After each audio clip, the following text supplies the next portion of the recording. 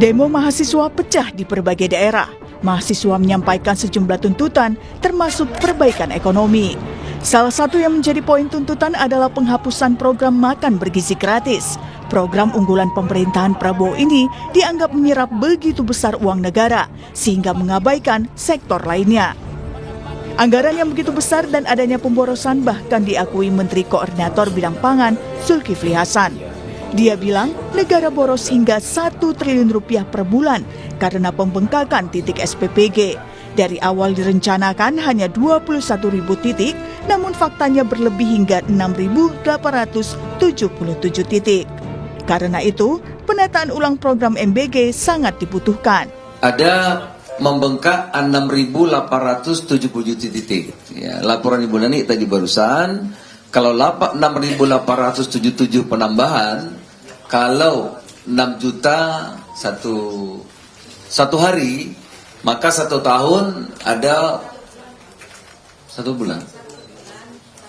1 bulan ada pengeluar lebih 1 triliun pemborosan. Berarti kalau 1 tahun berapa itu, Bu?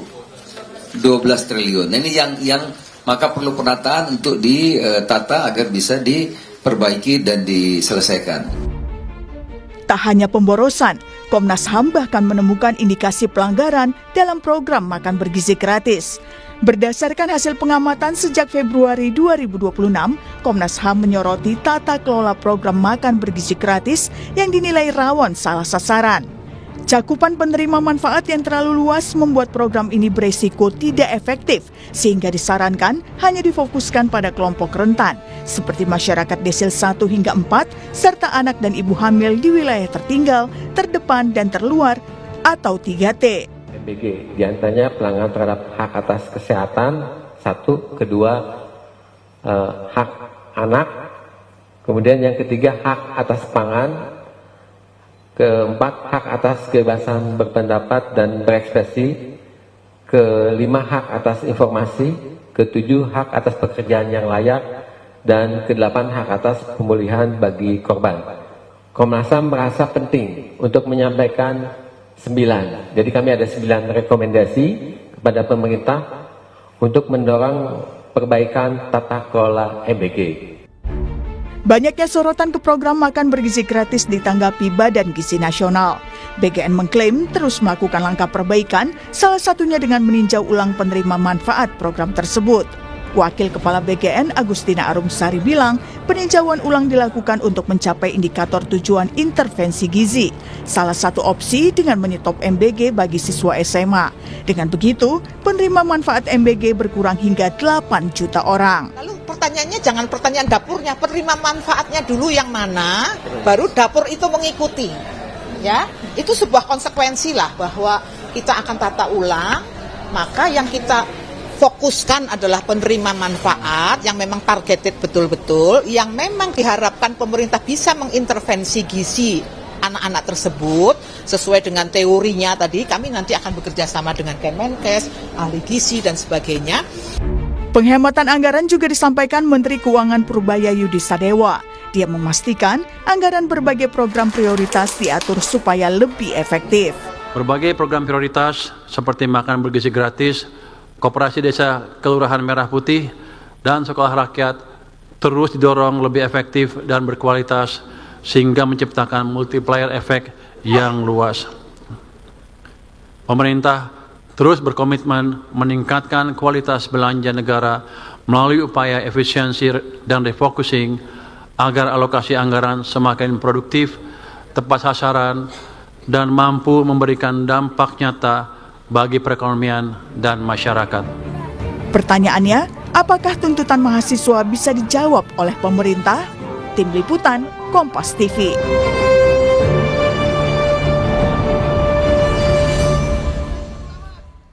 Demo mahasiswa pecah di berbagai daerah, sejumlah tuntutan disampaikan. Salah satunya adalah soal evaluasi program makan bergizi gratis yang dianggap menyerap begitu besar uang negara. Sebelumnya, Menko Bidang Pangan Zulkifli Hasan bahkan mengakui program MBG boros 1 triliun rupiah per bulannya karena pembengkakan titik SPPG. Kita akan bahas soal ini bersama dengan sejumlah narasumber. Ada anggota Koalisi MBG Watch, Ada Bung Agus Sarwono dan juga ada juru bicara dari Partai Gerindra yang juga merupakan anggota Komisi 2 DPR, Bahtera Banong. Selamat pagi Bung Agus dan juga Mas Banong. Selamat pagi, Mbak Mbak Disti. Disti, Mas Bang Agus. Basra. Ya, saya mau ke Mas Agus dulu. Mas Agus, ini kalau kita lihat kan BGN mengklaim akan memperbaiki program prioritas pemerintah MBG dengan mengatur ulang soal penerima MBG, anak SMA tidak lagi menerima. Nah, langkah ini diharapkan bisa mengurangi sekitar 8 juta penerima MBG. Pertanyaan saya, efektifkah ini dilakukan untuk bisa melakukan efisiensi anggaran dan supaya tepat sasaran? Iya, terima kasih Mbak Disti. Sebetulnya sejak tahun lalu ya, Transparansi Internasional Indonesia dan jumlah koalisi masyarakat sipil sudah menyampaikan pesan utama ya terhadap proyek strategis nasional, dalam hal ini adalah makan bergizi gratis begitu ya. Potensi pemborosan anggaran, risiko korupsi yang sangat besar begitu ya. Itu juga sudah kita ingatkan sejak tahun lalu. Sudah sangat banyak kajian yang sudah dibuat oleh teman-teman masyarakat sipil, setidaknya dari aspek tata kelola begitu ya. Dan kami sampaikan juga seharusnya di tahun pertama itu adalah lebih banyak di penguatan tata kelola terlebih dahulu. Jangan dieksekusi langsung. Tapi kan faktanya di tahun pertama itu langsung digas ya. 10 bulan loh BGN tidak bekerja tanpa ada regulasi yang ajak dalam konteks pengelolaan program. Karena Perpres 115 itu baru terbit di akhir-akhir Oktober begitu. Artinya selama 10 bulan BGN tidak bekerja secara apa namanya dengan regulasi yang kuat. Itu pertama. Kemudian keduanya adalah Badan Gizi Nasional itu tidak punya apa namanya mitigasi risiko korupsinya begitu. Penerima manfaatnya besar sekali, Mbak. Alokasi anggarannya juga besar sekali. Minim sekali itu pelibatan dari kelompok-kelompok masyarakat sipil. Warga penerima manfaat tidak bisa melakukan fungsi kontrol yang kuat begitu ya. Dan bahkan temuan kami itu juga sejalan dengan temuan teman-teman Komnas HAM sesungguhnya begitu. Dan sudah dari tahun lalu itu sudah kita sampaikan secara detail. Tapi sayangnya Badan Gizi Nasional nampaknya gitu ya tidak mendengar apa yang disampaikan oleh kawan-kawan masyarakat sipil begitu. Ketiga, tidak ada ruang pengawasan yang jelas begitu ya. Sampai sekarang gitu ya, kami mencoba setidaknya sampai kemarin begitu ya, mencoba untuk mencari hasil audit BPK ataupun BPKP begitu. Nah, maka menjadi penting sebetulnya sejak peristiwa 3 pimpinan BGN ditangkap atau ditetapkan sebagai tersangka oleh Kejaksaan Agung, stop programnya, moratorium operasional dapurnya begitu. Selama 30 hari deh gitu. Perbaiki dulu tata kelola. Jadi nggak mungkin, bagaimana mungkin memperbaiki tata kelola, kemudian operasional dapur itu masih jalan. Jadi kami nggak bisa menerima logika itu. Harusnya berhenti dulu. Kenapa? Karena dari hulu sampai hilir itu harus dicek, Mbak. Gitu ya, harus dicek di mana titik loophole-nya dan seterusnya. Kedua, lakukan audit gitu. Audit investigatif terhadap program makan bergizi gratis yang dimulai sejak tanggal 6 Januari sampai dengan hari ini. Kira-kira begitu, Mbak. Makasih. Oke, nah kalau mendengar dari Mas Agus, bagaimana Bung Bahtera Banong merespon ini? Kalau menurut Mas Agus ini mengatakan dari MBG Watch, sebenarnya sudah diingatkan sejak setahun yang lalu. Minim sekali pengawasan, padahal penerima manfaatnya banyak sekali. Kalau menurut Mas Agus, moratorium dulu deh, berhenti dulu 1 bulan, koreksi, evaluasi secara menyeluruh tata kelolanya dari hulu sampai ke hilir. Ketika semuanya sudah selesai dievaluasi, ada hal yang perlu diperbaiki dulu, baru dilanjutkan kembali. Bagaimana Partai Gerindra merespon ini? Ya, kalau kita lihat ya, semenjak adanya kejadian ditetapkan tersangka pimpinan BGN, kemudian BGN saya pikir ya, kita saksikan secara bersama, terus melakukan pembenahan termasuk temuan-temuan yang telah disampaikan oleh Pak Menko ya. Jadi kalau kita lihat bahwa BGN-nya sejalan dengan instruksi Presiden, tentunya BGN terus melakukan pembenahan termasuk temuan-temuan yang kita anggap misalnya yang tadinya hanya targetnya sekitar 21.000 dapur, terus kemudian membengkak menjadi kurang lebih sekitar 27.000 dapur. Itu pun dengan misalnya daerah-daerah yang 3T ya, yang tadinya 2.000 dapur kemudian menjadi sekitar 8.000 dapur. Artinya apa? Pemerintah terus melakukan pembenahan dan tentu itu tidak terlepas semua dari masukan dari berbagai pihak termasuk kawan-kawan dan termasuk juga mungkin Mas Agus dan teman-teman yang lain. Artinya kan kita beri kesempatan kepada kepala BGN yang baru terus melakukan penataan. Dan kalau kita saksikan bahwa BGN terus melakukan pembenahan dan itu semua saya pikir sejalan dengan instruksi Presiden ya. Kalau kita lihat bahwa bagaimana BGN terus berbenah soal tidak hanya soal anggarannya tentunya, tetapi berdasarkan hasil konferensi pers yang dilakukan oleh Wakil Kepala BGN bahwa tentu juga di sana ada soal refocusing penerima manfaatnya. Jadi penerima manfaatnya saya pikir itu cukup bagus ya. Ditetapkan dulu penerima manfaatnya, terus kemudian dievaluasi berapa sih dapur yang dibutuhkan.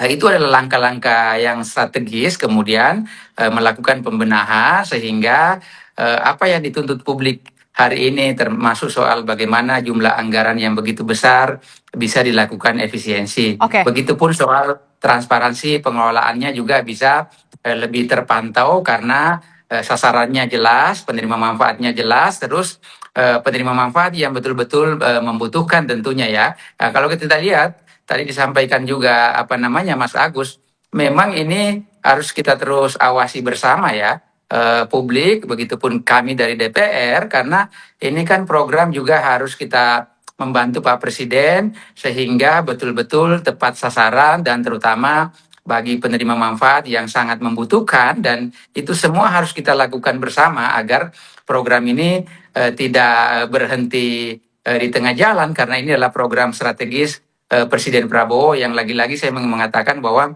tentu kan program ini bertujuan mulia, programnya bagus, dan ini semualah yang kita harus awasi secara bersama agar programnya betul-betul tepat sasaran dan bisa dirasakan oleh seluruh masyarakat Indonesia, tentunya penerima manfaat yang sangat membutuhkan. Artinya di sana PGN mulai berbenah bagaimana tata kelolanya diperbaiki, bagaimana refocusing penerima manfaatnya, dapur-dapur yang dianggap misalnya selama ini tidak memenuhi standarisasi SOP harus dievaluasi kembali, terus kemudian anggaran-anggaran yang tidak perlu ya, anggaran-anggaran yang seharusnya tidak dilakukan ya, kita harus mendorong agar jangan lagi ada anggaran-anggaran seperti itu. Nah, ini semua saya pikir tugas BGN yang baru, memang tantangannya tidak mudah, tetapi ya kita harus memberi kepercayaan, dan saya pikir dengan adanya pergantian ini Kepala BGN beserta pimpinan yang lain terus melakukan akselerasi percepatan yang kalau kita lihat dari hari ke hari perkembangannya sangat jauh ya. Oke, Bung Batra, kalau saya bertanya kemudian selanjutnya begini, apakah memungkinkan pembenahan evaluasi itu dilakukan secara efektif ketika program ini masih berjalan?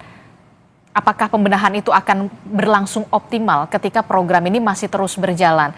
Kalau menurut Mas Agus, stop dulu sebentar, 30 hari, evaluasi dulu, baru berjalan lagi. Saya pikir ini secara simultan dilakukan ya, bahwa programnya tetap jalan, bahwa di sana ada pembenahan ya harus, terutama terkait soal yang menyangkut sasaran penerima manfaatnya, karena begitu sasaran penerima manfaatnya misalnya ditentukan jumlahnya, itu dengan otomatis juga akan dilakukan efisiensi anggaran, karena tidak lagi misalnya penerima manfaatnya sebagaimana yang disampaikan, dan bahkan kemarin Wakil Kepala BGN di konferensi persnya menyatakan bahwa ada pengurangan penerima manfaat, misalnya penerima siswa SMA yang selama ini dianggap bahwa ini tidak bukan soal tidak tepat sasaran, tapi kan ada kelompok yang betul-betul rentan membutuhkan itu ya, artinya diprioritaskan dulu yang membutuhkan itu. Terus kemudian belum lagi daerah-daerah yang dianggap bahwa kan ada juga sekolah-sekolah yang mungkin ya dari secara finansial siswa yang di sekolah tersebut lebih mampu, artinya kan itu juga seharusnya kan tidak perlu Perlu dibagikan. jadi prioritas, harus dialihkan ke betul-betul yang menjadi tempat yang prioritas. Artinya BGN terus melakukan evaluasi dan saya pikir itu juga akan dengan sendirinya nanti akan terjadi penghematan anggaran di sana. Oke, Mas Agus, bagaimana kalau menurut Bung Bahtera simultan saja evaluasi tetap dilakukan secara terus, tapi kemudian program MBG ini masih terus berjalan dengan memperhatikan tepat sasaran, soal penerima manfaat, diprioritaskan kepada 3T. Menurut Anda, apakah akan efektif? Ya, makasih Mbak Adisti. Menurut kami yang paling utama di sini adalah bagaimana agar program ini bukan hanya tepat sasaran, tapi juga efektif gitu ya, dan juga efisien begitu. Maka tawaran strategisnya adalah hentikan dulu programnya gitu ya. Tentukan penerima manfaat berdasarkan level kemiskinan gitu ya. Kalau tidak salah ya, basis data terpadu kesejahteraan sosial yang dimiliki oleh Kementerian Sosial itu rasanya sudah tepat dijadikan sebagai target sasaran. Itu contoh pertama begitu ya. Desil 1 sampai dengan desil 5 atau 6 misalnya, atau 4 misalnya, dan seterusnya. Target kedua adalah di kawasan 3T begitu ya. Tapi jangan lupa di kawasan 3T itu juga tidak mudah. Tentu biaya produksi akan jauh lebih mahal. Kenapa? Karena transport dan seterusnya begitu ya. Karena kita membayangkan kalau ini daerah terluar, maka mobilisasi logistik atau bahan baku buat dapur itu juga tidak mudah dan juga tidak murah begitu ya. Jadi exercise dulu deh sebetulnya mana yang dijadikan sebagai target sasaran. Tentukan dulu ukuran programnya, indikator programnya. Program ini untuk menyasar siapa? Warga terdampak miskin gitu ya, atau warga yang memang rentan miskin, atau memang diintervensi soal gizinya gitu. Kalau diintervensi soal gizi, jangan-jangan tidak semua juga orang juga punya masalah atau anak-anak punya masalah soal gizi begitu. Maka dibikin data yang lebih kuat, lebih ajak, lebih strategis begitu. Libatkan misalnya Kementerian Sosial, Kementerian Kesehatan yang punya data soal anak-anak yang rentan terhadap stunting dan seterusnya begitu. Nah, saya mengamini apa yang disampaikan oleh Pak Menko begitu, Menko Pangan. 1 triliun itu bukan angka yang sedikit, itu kalau dikonversi menjadi layanan publik yang lain itu dahsyat hasilnya. Begitu ya, rumah sekolah begitu dan seterusnya begitu. Nah, yang kedua, bagaimana mungkin program ini secara tata kelola akan diperbaiki kalau lagi-lagi program atau operasional dapur masih jalan. Kenapa? Karena di dapur itu rentan sekali sebetulnya. Kita nggak pernah bisa, dan kita nggak pernah, kami ya setidaknya, nggak pernah tahu tuh bagaimana mekanisme belanja kebutuhan bahan pokok di dapur. Karena informasi sangat terbatas. Jangan-jangan ada coy di sini, ada kepala yayasan yang mengelola SPPG, yang kemudian dia juga punya warung. Jadi saya mau bilang bahwa dalam konteks tata kelola, dalam konteks program makan bergizi gratis, normalisasi konflik kepentingan itu nampaknya terjadi begitu. Bahkan tiga pimpinan BGN sendiri juga mengakui bahwa salah satunya juga anaknya mengelola dapur begitu. Artinya apa? Normalisasi konflik kepentingan, dan dalam kacamata governance, dan ini nggak boleh. Gitu kira-kira Mbak Adisti. Saya kembalikan. Terima kasih. Oke, Bung Bahtera, respon Anda. Ya, ini kan BGN kan sedang melakukan audit ya terhadap hal-hal yang dianggap perlu diperbaiki, misalnya bagaimana mengaudit dapur-dapur tersebut, ya apakah sesuai dengan standarisasi atau tidak. Terus kemudian terkait soal penerima manfaatnya, apakah betul-betul yang membutuhkan atau tidak. Terus kemudian soal yang selama ini yang kita saksikan bahwa ada pemerataan di sana ya. Baik dapur misalnya yang penerima manfaatnya sekian ribu ya kan disamaratakan, semuanya dikasih 6 juta per hari, padahal sebetulnya kan kalau kita lihat ya tidak semestinya kan ada pemerataan di sana, dan bahkan mungkin ada dapur-dapur misalnya yang bisa malah digabungkan, tidak semestinya ada 2 3 dapur terus kemudian dilakukan pemerataan semuanya dipukul rata. Nah, ini juga kan sudah dilakukan evaluasi ya. Saya pikir kalau programnya justru dihentikan, maka agak susah ya melakukan audit apakah benar-benar dapur ini secara operasional ya berjalan dengan baik atau tidak. Terus kemudian yang kedua adalah kalau programnya berhenti sementara waktu, agak susah ya kita nanti memantaunya mana yang betul-betul ya menerapkan standarisasi ya menu sesuai dengan yang SOP-nya, atau misalnya tidak sesuai dengan SOP-nya. Nah,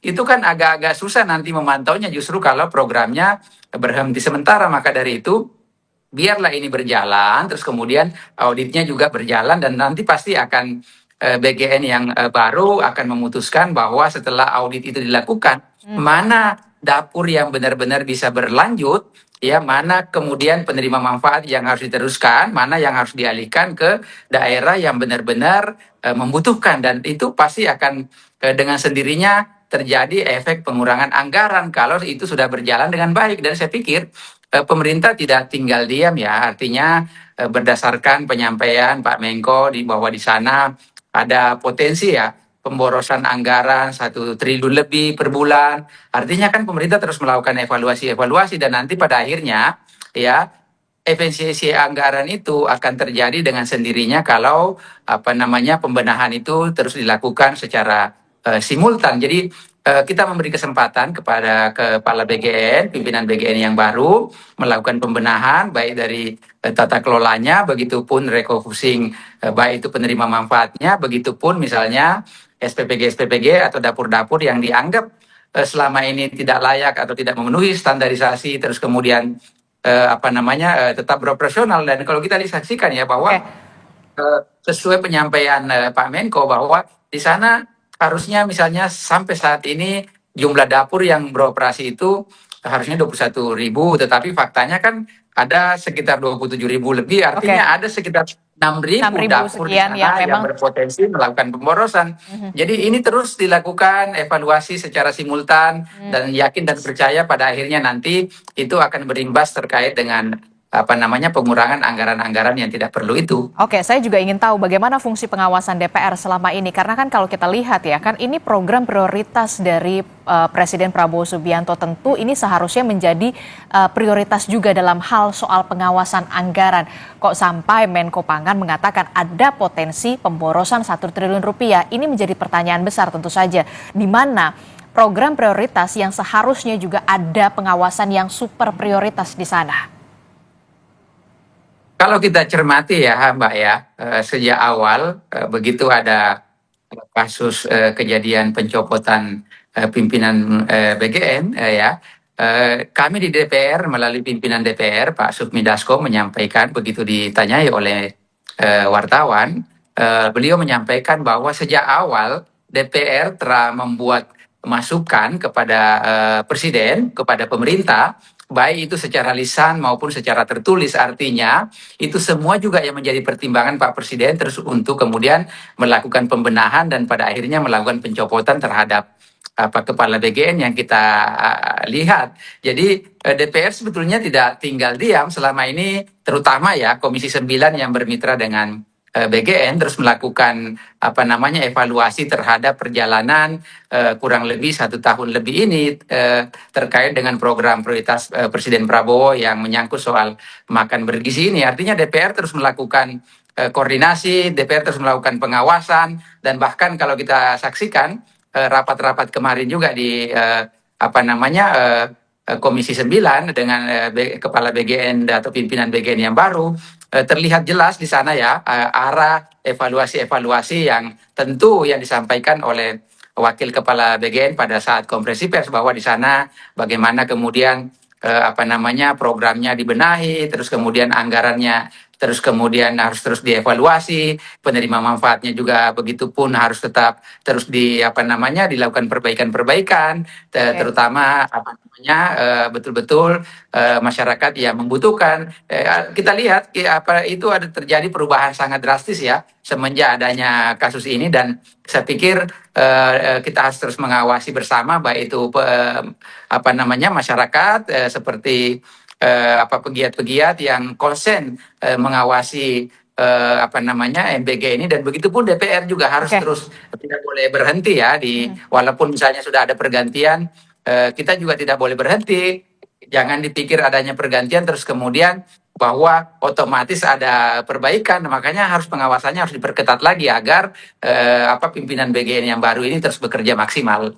Oke, terakhir saya ingin ke Mas Agus. Mas Agus, ini kan kalau kita lihat ya, niatnya baik begitu ya untuk bisa memberikan makanan asupan gizi yang sesuai dengan standar kepada anak-anak Indonesia untuk bisa menciptakan Indonesia emas ke depannya. Tidak ada yang salah dari program ini begitu ya, dalam hal ini adalah tapi harus ada pengimplementasian yang lebih optimal dalam program yang menjadi prioritas dari Presiden Prabowo Subianto. Ini adalah program pertama kalinya dalam sejarah Indonesia, MBG. Nah, tentu perlu ada dalam tanda kutip ya, upaya prioritas juga dalam hal pengawasan karena ini melibatkan uang negara. Dalam hal ini adalah uang rakyat untuk rakyat kembali. Apa pesan atau masukan dari MBG Watch terkait dengan hal ini, termasuk juga soal fungsi pengawasan DPR, masukannya dari Anda, Mas Agus, terakhir. Terima kasih Mbak Adisti. Ada 3 poin Mbak yang perlu kami tekankan di sini. Yang pertama adalah untuk segera dilakukan audit investigatif begitu ya, oleh teman-teman BPK, oleh teman-teman KPK dan juga kawan-kawan BPKP begitu. Kenapa? Karena lagi-lagi memeriksa program ini kan sudah 1,5 tahun kurang lebih begitu ya, dan transaksinya harian loh Mbak. Bukan transaksi yang bulanan, tapi benar-benar harian begitu. Yang tentu berpotensi inefisiensi begitu. Kenapa? Tidak sedikit makanan yang kemudian terbuang begitu ya.